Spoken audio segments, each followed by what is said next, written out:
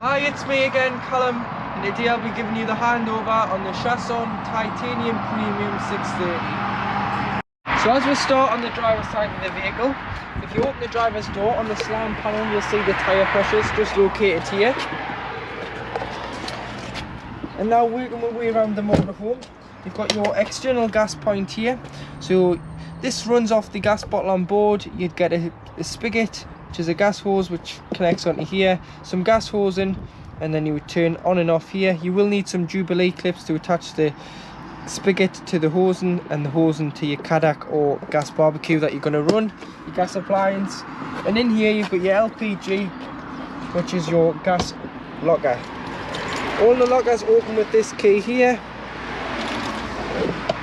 and as you can see, you would tie the gas bottle in when it's in situ, and to get the pigtail onto the van, it's a left-hand thread, so always opposite with gas, and then use a spanner, either a gas spanner or adjustable wrench to nip up. Turn the bottle on when you arrive on site and turn it off when you travel, from the top of the bottle there. And with this being a Titanium Premium, you've got central locking on the habitation door, so you would just lock and that door will lock and unlock and open the bottom door like so. If not, you could open the door by the key if you wanted to. You've got your two fridge vents and your awning light. Your grey waste, which is anything you've put down a plug hole, goes to a separate holding tank, and the lever for that is just underneath here. So you would just pull that open, and that is just water. We've tested the vehicle, so normally you would drive over a designated spot on site and drop that.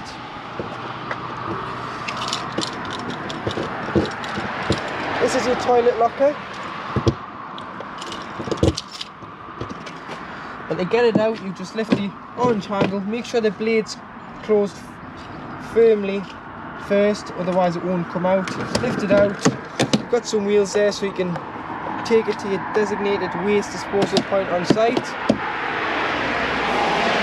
Take the cap off, press the yellow button, tip out. Once you've tipped it out, you then put some water in, give it a rinse, and then you can fill it back up with chemicals. So you can either do a cap full of chemical into here, or you can put a pint of water in and put a designated fit toilet tab into the cassette, and that will break down into liquid as well. Just easier to store than the bottles.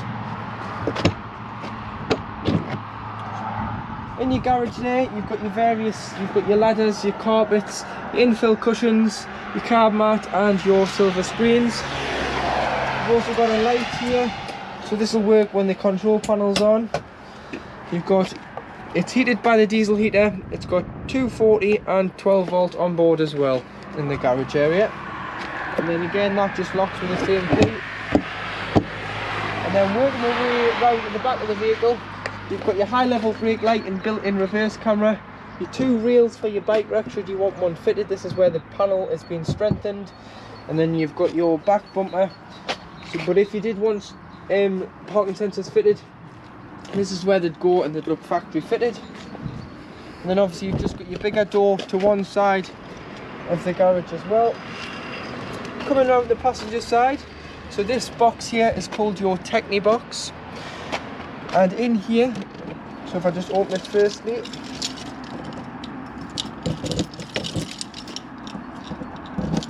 so in here you've got your freshwater intake. So this is where you get a hose pipe and fill it until it either overflowed or until you're happy you've got enough water on board. On the main control panel you can see how much fresh water is on board. And then this lever here is for if you've got a full tank and you want to either take a bit of water out or give yourself a better payload and be better on fuel. You would release some water, so you would lift that up and that'll take it down to 20 litres of water left in the tank. You've got to lift it up, then you've got to go in and put the pump on and open the tap, and then the water will just squirt directly underneath the chassis as it says here. Then if you did want to take the big cap off when the tank's empty and clean the tank once a season, you can do. And across here you do have your trips on mains 240 electric. So if the vehicle was to trip out with a kettle or a hairdryer, try here before you try your main site. You've got your fuses here for your diesel heater, so if your diesel heater control goes to fail, you can just lift them fuses out and reset the diesel heater. And then here you do have your blade fuses for your 12-volt appliances. It would be a good idea to carry some spare blade fuses just in case anything did happen. And just with the water, going back to the water briefly, if you did want to drain it completely all the way down, underneath the van there is a 15mm compression fitting on the end of a blue hose, which is just up there. You've got to just pull that off and that'll drain directly all the water out the tank in the winter time, or if you've taken on any stagnant water. To hook the vehicle up first, you get your 25mm hook-up lead supplied with a new Chausson. Lift the flap, lift the collar and slide on. Hook the vehicle up first and then walk to your power source, and then unhook the power source first, then you'd press the blue button and unhook the vehicle last.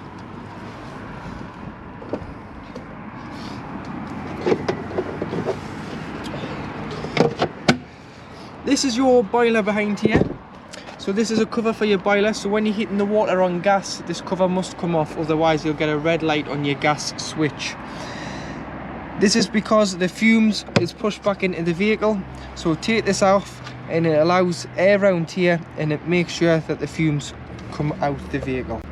If you did leave it on and it's trying to ignite, what you need to do is come out, take the cover off, just blow into this hole here and it'll clear any gas that's in there and it'll self-ignite again.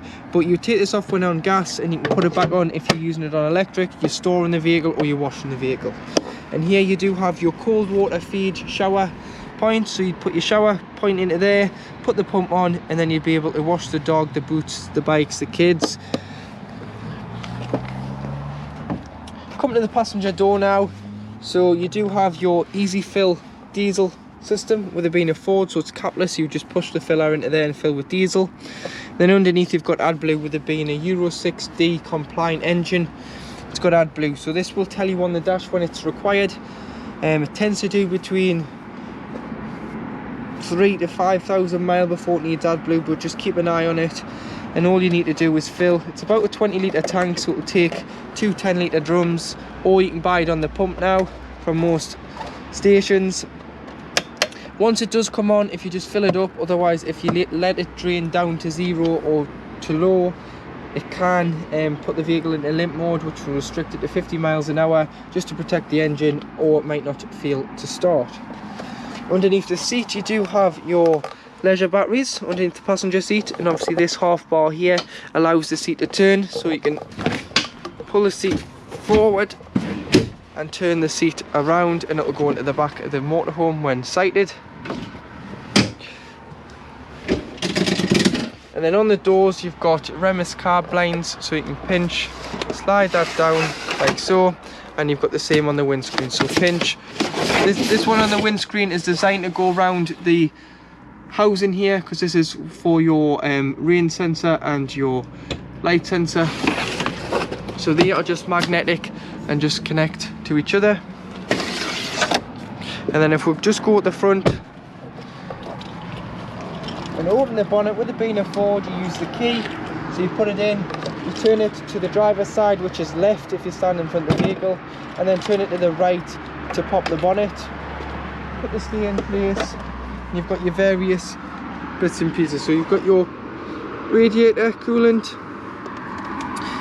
lift this cover here, and you've got your positive for a jump start, giving or receiving, and then you just put your negative onto the engine hoist there. And then you've got your oil filler, brake fluid, and the main one you're going to need, which is your screen wash. Coming to the front, you've got your weight and you've got your oil dipstick there. Coming to the front, you've got your secondary stage conversion weight plate. So it's from Ford, this is your Chausson, where it's been converted into a motorhome. It's 3.5 ton gross vehicle weight, it's 3.5 ton train weight. You can tow with these vehicles, but your tow bar, you can only get a towing weight if you get a Trigano Services tow bar. So you must get a tow bar through your dealer, and then this weight plate and your certificate of conformity and logbook will be weight will be changed so you can tow. But on a Ford automatic you can only tow 750 kilograms. And then you do have your HMO number at the bottom corner, which is your build number. So that's your unique build number, so if you need a warranty claim on any parts, quote that number and we'll be able to quote it to Chausson. So once stepping into the vehicle, this is your 12 volt control panel. So you've got your master switch here, which will either give you 12 volt if you're solely off the leisure battery, or if you're hooked up on site it will give you 240 volt. You'll be able to tell here when you are hooked up on the mains electric. And then moving along, you do have your master switch for your lights, and then they all are individually switched around the vehicle. You've got your pump, so if you want to use your taps, toilet, shower, exterior shower, you've got to have the pump on, but you only have to have this on should you have sufficient water in the tank. Moving further along, you do have your awning light, which is the light outside above the habitation door, and then these four correspond with these down the side. So you've got your one that looks like a trailer, which is your leisure battery reading. You've got the one that looks like a truck, which is your vehicle battery reading. Then you do have your water lines, which is your fresh water reading here. So you've got half a tank of fresh water on board, and when that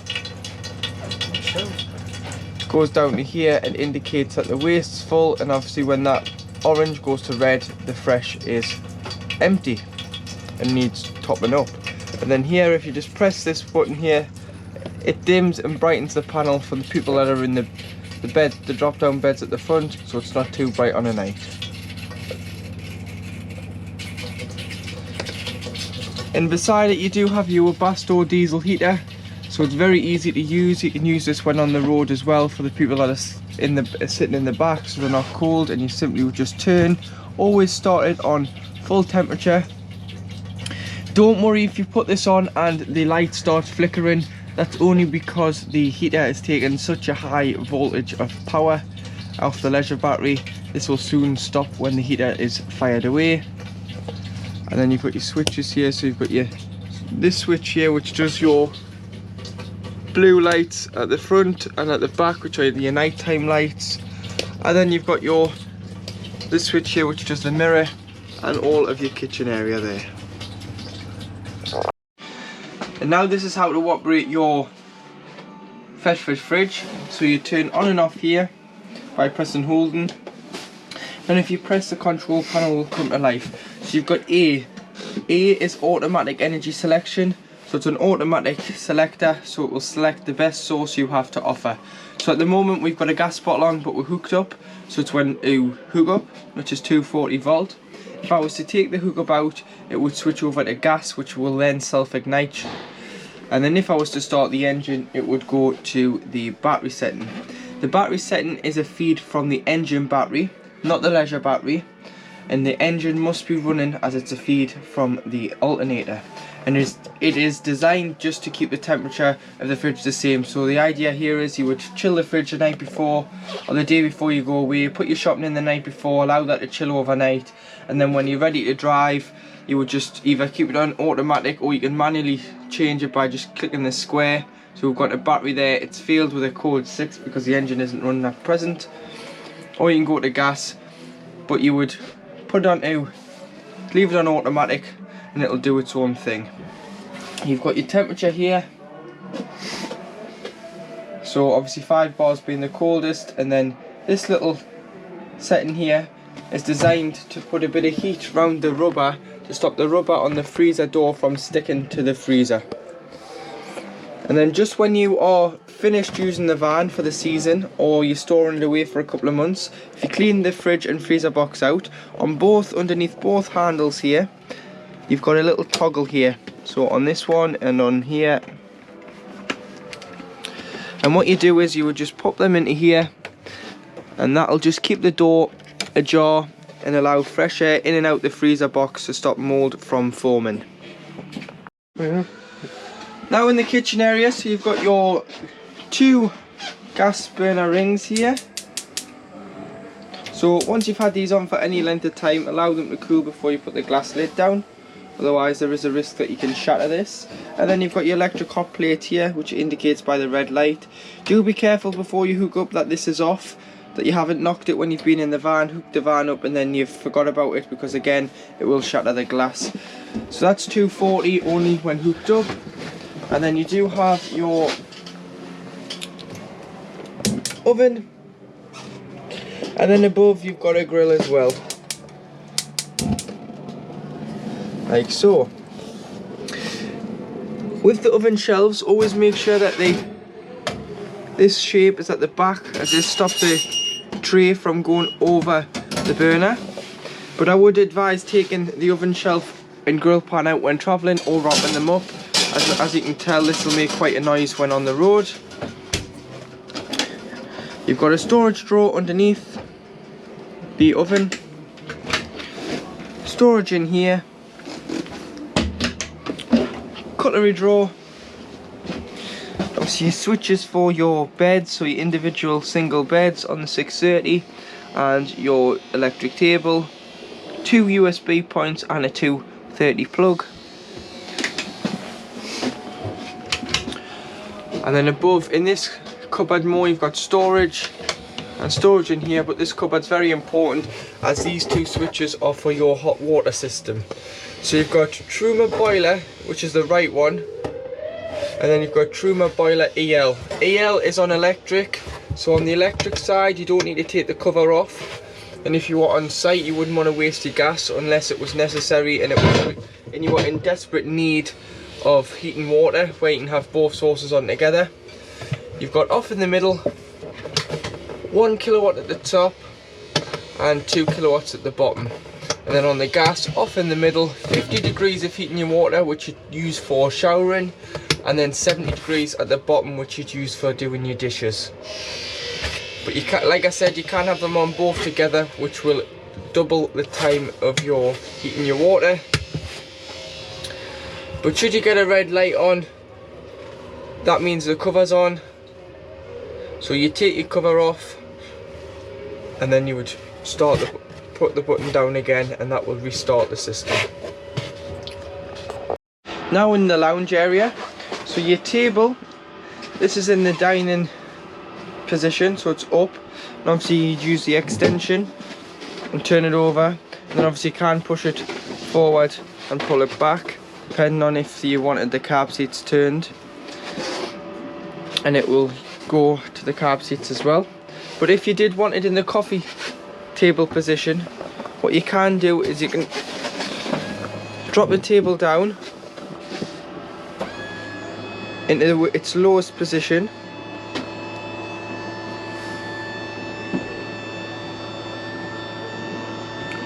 like so, and then you can use it in a lower position, and obviously it can push away from there as well.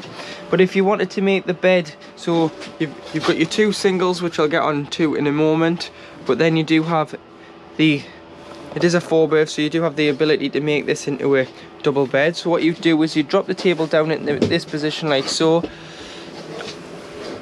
push it over ever so slightly, drop it into that position there.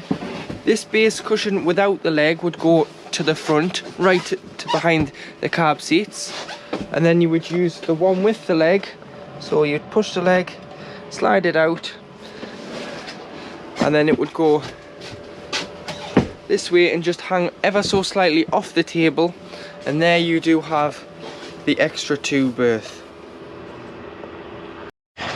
So underneath this flap, just behind your passenger seat underneath your lounge, is where you'll find your boiler.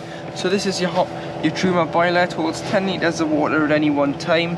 In the winter it's very important that you drain the boiler off, but I would just get in the habit of draining it off when you're not using it for a month or so, just so you don't get any stagnant water. But especially in the winter, drain the water off, because if the water freezes in the boiler is unfortunately kaput and you will need a new one, and they're very expensive to replace and aren't covered under warranty, because it is your responsibility to drain the water down.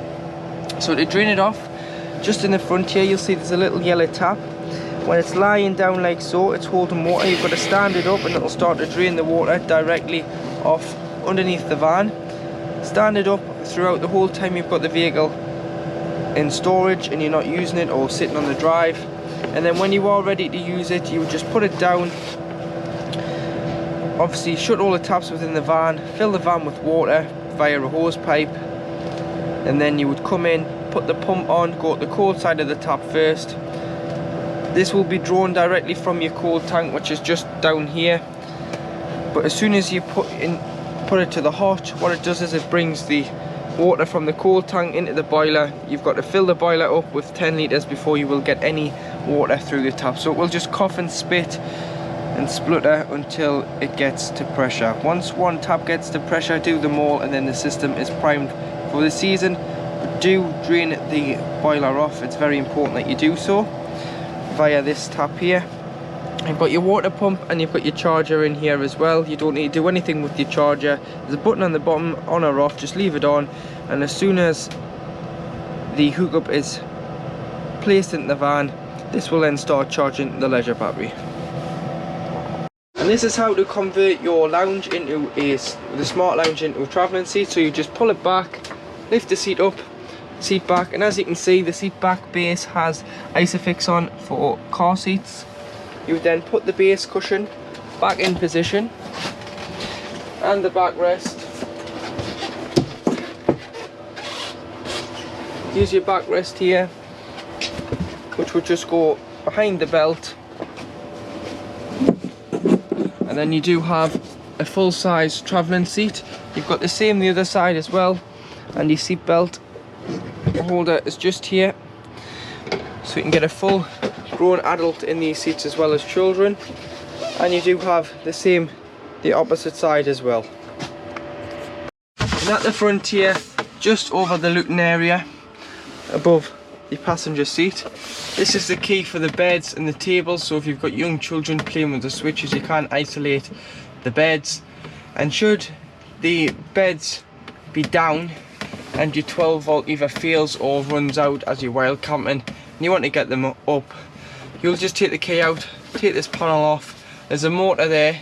You get a winding handle supplied with the vehicle in the vehicle's handbook, and you would just put the winding handle on the top of the motor, and then you would just wind the beds up or down. Also, when I'm here, I'll show you the skylight. So you would just press the catches in, which will release the window and then open. Again, you've got a winder just like the kitchen one, and you would just wind it open like so. So it is above the cab, but this doesn't mean it can be used when on the road, because the lightest bit of wind will just simply rip a window or skylight off. So do make sure that they are securely shut. You have got a fly screen and a blackout blind on the window as well. If you just move the passenger seat forward ever so slightly, your leisure battery is at the front, and then here at the back in this foam insert is your compressor and fix and go kit, as Fords don't come with a spare wheel.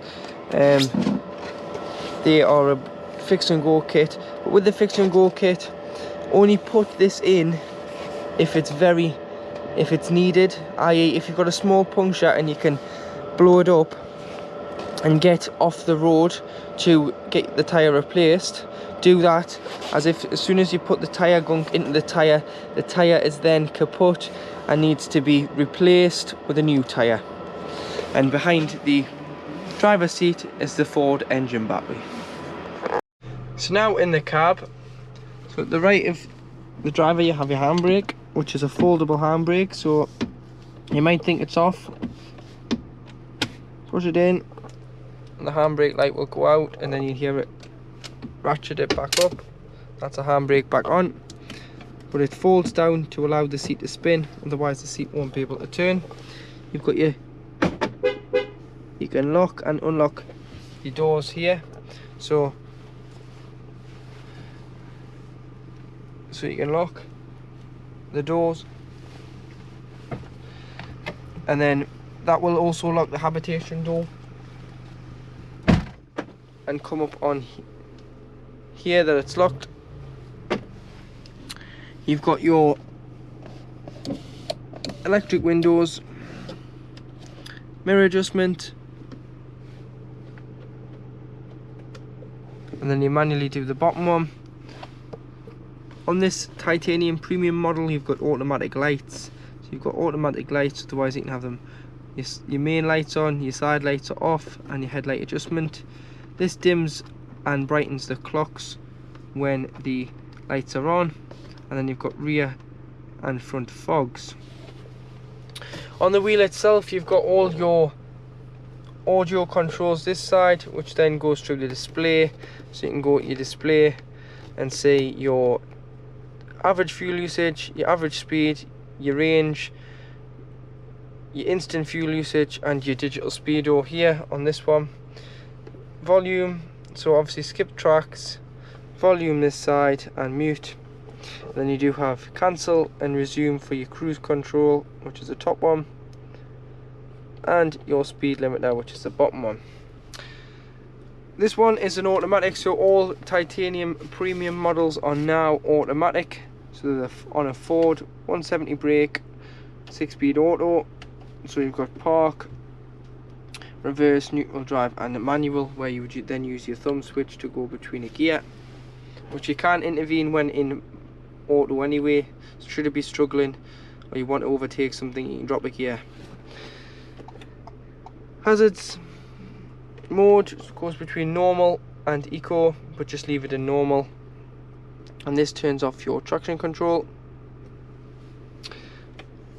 All your climate control, so on, obviously demist, where you want the air to go, face or footwell, heated mirrors, recirculation, aircon, and with it being a Ford, it has got the heated windscreen, which is this one here.